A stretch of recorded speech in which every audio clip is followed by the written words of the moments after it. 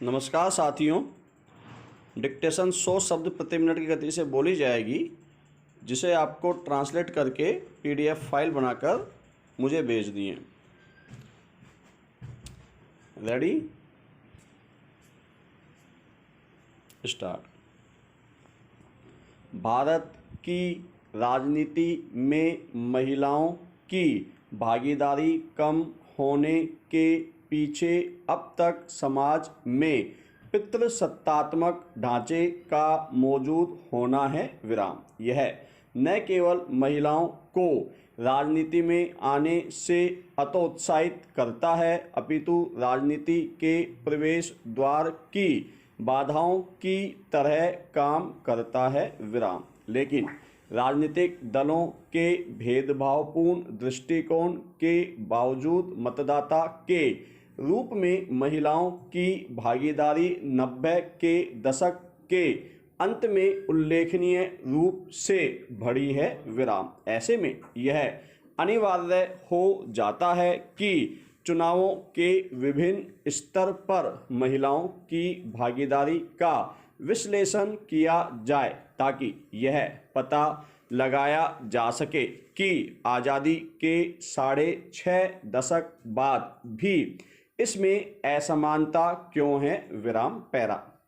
प्राचीन काल से ही बहुमुखी प्रतिभाओं की धनी महिलाएं दुर्भावनाओं का शिकार होती रही हैं विराम। परंपरागत रूप से धार्मिक मान्यताओं से ग्रसित हमारे समाज में महिलाएं निश्चित रूप से दुख की पर्याय हैं विराम। यहाँ तक कि हमारे नीति निर्धारक मनु का कहना है, अर्थात बचपन में स्त्री की रक्षा पिता करता है, युवावस्था में पति तथा बुढ़ापे में पुत्र विराम। इसलिए स्त्रियां स्वतंत्रता के योग्य ही नहीं हैं विराम।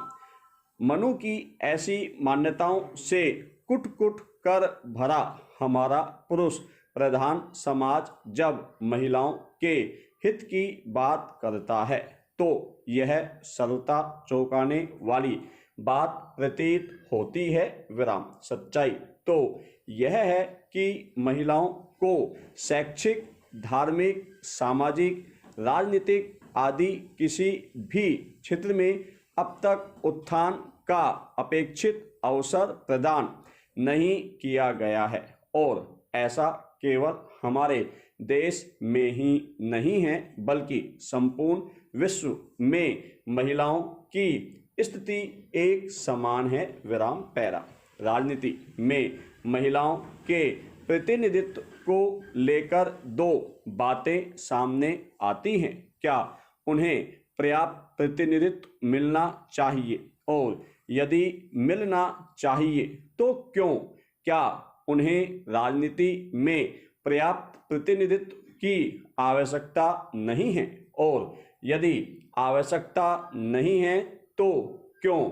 इस संदर्भ में ध्यातव्य है कि वर्तमान समय में दो वर्ग हैं, सुधारवादी अथवा विकासवादी तथा रूढ़िवादी विराम। सुधारवादी वर्ग द्वारा ऐसा कहा जा रहा है कि महिलाओं को राजनीति के साथ अन्य क्षेत्रों में भी पर्याप्त प्रतिनिधित्व मिलना चाहिए, क्योंकि ऐसा नहीं होने से हमारे समाज का पर्याप्त विकास असंभव है विराम। दूसरी ओर रूढ़िवादियों का मानना है कि महिलाओं के घर से बाहर आ जाने के बाद उसका बुरा प्रभाव परिवार पर पड़ेगा विराम। ऐसा इसलिए कि हमारी पारिवारिक व्यवस्था में घर को संभालने का दायित्व महिलाओं पर है, और उनके घर के बाहर आने से यह व्यवस्था ही टूट जाएगी तथा समाज के विकास की नींव ही कमजोर पड़ जाएगी विराम। पैरा।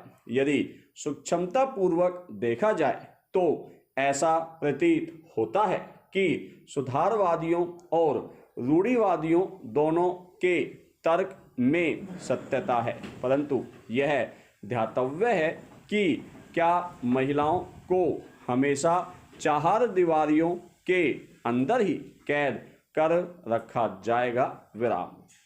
हमारे समाज में अनेक ऐसे उदाहरण हैं जब महिलाओं ने पारिवारिक दायित्वों को संभालते हुए भी सक्रिय राजनीति में अपना महत्वपूर्ण योगदान दिया है। विराम। भारतीय सभ्यता के इतिहास में सर्वाधिक विकसित समाज संभवतः ऋग्वैदिक काल में ही था। विराम। इस समय समाज में महिलाओं को प्रत्येक क्षेत्र में पुरुषों के समान अधिकार प्राप्त थे, शिक्षा से लेकर राजनीति तक। विराम। इस काल में महिलाएं वैदिक ऋचाओं के सृजन से लेकर सभा और समिति जैसी सर्वोच्च राजनीतिक संस्थाओं में अपनी सशक्त उपस्थिति दर्ज करवाती है। विराम। पैरा।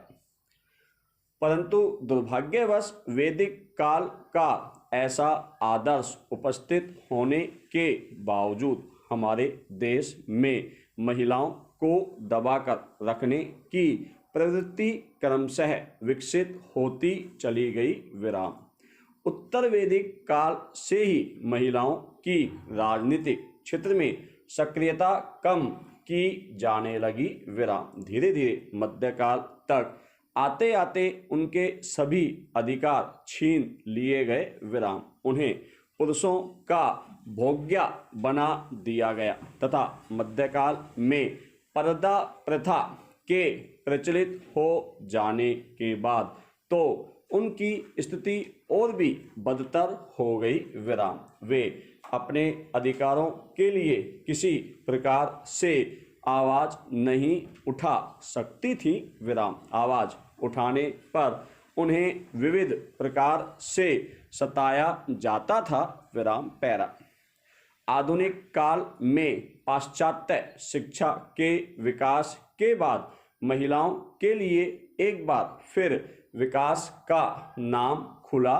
विराम। पाश्चात्य समाज में महिलाओं को घर की चार दीवारी से बाहर निकलकर स्वतंत्र रूप से आचरण विचरण का अधिकार मिला और उन्होंने जल्द ही अपनी स्थिति सुधार ली। विराम। परंतु उनकी स्थिति अभी भी अच्छी नहीं है। विराम। पुरुषों के हाथों की कठपुतली तो वे अब भी बनी हुई हैं। विराम। विश्व का कोई भी देश ऐसा नहीं है जहां महिलाओं का 10% प्रतिनिधित्व पूर्ण रूप से सुरक्षित हो। विराम। इस संदर्भ में भी यह ध्यातव्य है कि पाश्चात्य देशों में राजनीति में सहभागिता के प्रति महिलाओं में सक्रियता भी नहीं है, क्योंकि वहाँ राजनीति का स्वरूप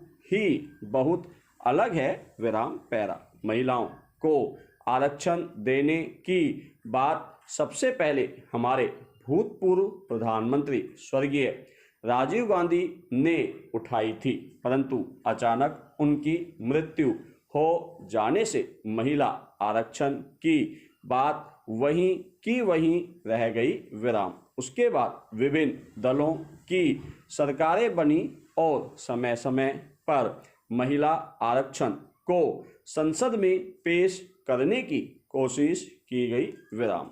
तत्कालीन प्रधानमंत्री HD देवेगौड़ा ने सन 1996 में अपने कार्यकाल में इसे लोकसभा में पेश किया और ऐतिहासिक उपलब्धि बताते हुए एक ही रात में बहस कर उसे पास कर देने की घोषणा कर दी। विराम।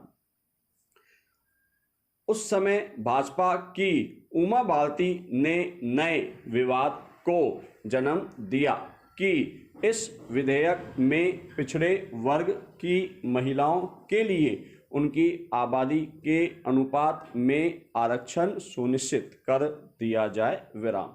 उनके इस विवाद का सभी दलों ने साथ दिया। फिर इस विधेयक को सदन की प्रवर समिति के सुपुर्द कर दिया गया। विराम। इस प्रवर समिति ने संसद के दोनों सदनों में अपना प्रतिवेदन 9 दिसंबर 1996 को प्रस्तुत किया। विराम। समिति इस बात से पूर्णतः सहमत थी कि महिलाओं को लोकसभा और राज्यों की विधानसभाओं में 1/3 आरक्षण मिले।